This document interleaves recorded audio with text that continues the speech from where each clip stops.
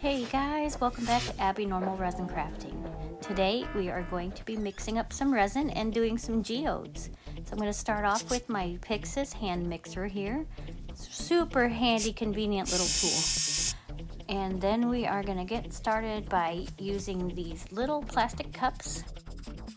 A big thank you goes out to my husband for spotting them at Hobby Lobby. I've been looking for them and I kept forgetting to check when I was at Hobby Lobby, and he just hands me them. Are these something that you can use? I'm like, heck yeah, they're something I can use. I've been looking for them forever. Okay, so we're going in. This is just some old makeup that I had in a really pretty dark gray. And then I went in with Rolio's copper and white, pearl white. So we're gonna mix up some colors. And I'm just separating out my mixed resin into these handy dandy little cups and knocking things over because, you know, clumsy. Okay, so we are gonna stir these up and get all of my colors incorporated. So my thought process on this geode was to do a copper, a blue, and a white, with the white being the heavy layer. But you can see I used the paste for the white and mica powders for all the other colors because I wanted the colors to float and the white to sink. And that does turn out to be exactly how it works out, as you will see. So we're just going in and stirring up, making sure that all of the mica is incorporated. And then I'm going to start out with a layer of clear just to get the resin flowing. And then we're going to go in all around the center perimeter and start doing what I call a bullseye pattern. So I went in with a pretty blue first, and then I'm going to go in with the gold and then the white. And I am staying on the less white, more color, so that not everything gets taken over by the white. The first one that I did as a test, I did a layer of white each time I did a ring, and it had a lot of white in it, but it also turned out very cool. So it just depends on how much you want to show through on your finished project.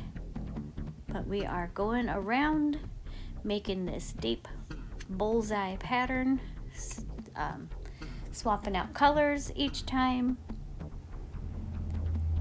and then swapping again. So we're just going to keep doing this until we get to the point that we are happy with, and we're just going to keep working, rocking around the clock here and getting this layer, these multiple layers built up. So in the meantime and in between time, let's talk about the mega flu. Wow, guys, I was down for a month. Seemed like it was going to be that bad at first, but wow, holy cow. It just kept coming back and coming back and coming back. So I wound up down with the mega darn stinking flu for one solid month, and then recovery time was another month. I just could not seem to find energy to get up and continue about my normal daily life. Holy cow. I don't know where that wicked thing come from, but I hope it never shows back up again. I don't wish that upon anybody. So anyways, we are going to continue pouring. This outer perimeter one was the best one. The resin had started to get thickened up, and it was really doing its thing a lot more because it was, you know, a lot further into the project.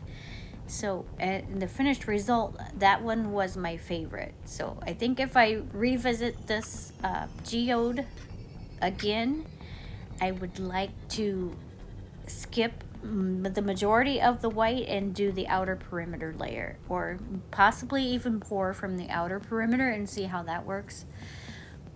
But more than likely, this is going to be my only video visit upon the geodes, and we will be moving on to some springtime stuff very soon, hopefully. Now that I have got some positive energy back and can be something besides a potato loaf on the couch. There's about 1 month or month and a half or so before my family comes back into town and gets to visit. I'm so excited because they somehow wound up getting 3 weeks vacation. So I am so excited to spend some time with my family. And they have mentioned that they purchased or found some epoxy resin molds on like a yard sale or something.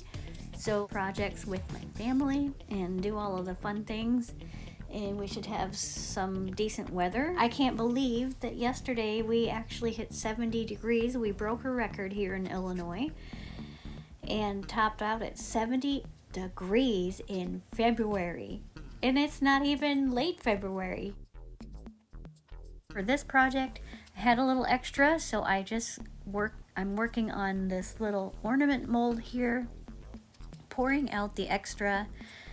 Just no specific pattern. I just wanted to do some kind of swirl, and then I also added it to the center to help to bring down the glass crystals that I added.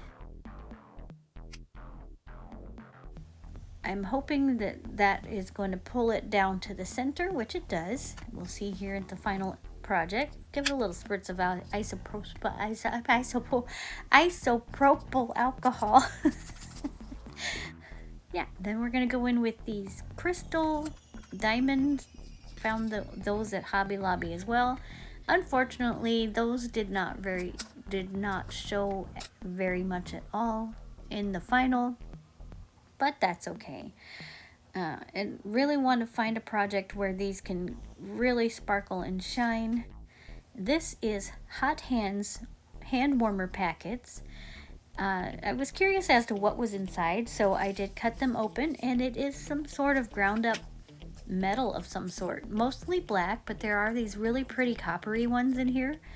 So I'm just adding that to the center, and in hopes that it will push down crushed glass, which it did do. We're gonna have a peek at it here in a second as soon as we get it popped out of the mold. And loosen up that center part. Here we go. Here is our finished project. As you can see, the white on the outer perimeter just turned out really nice and cloudy and bubbly, and that is from being at the end of it working time. So that's the difference. If you add white early, it kind of spreads out like a web, and if you add it later, it's cloudy. So thank you guys so much for watching. I hope you enjoyed today's project, and here is a peek at the other little side project, and thanks for watching. If you're new here and you'd like to subscribe, press the like button and leave me a comment. Thanks for watching.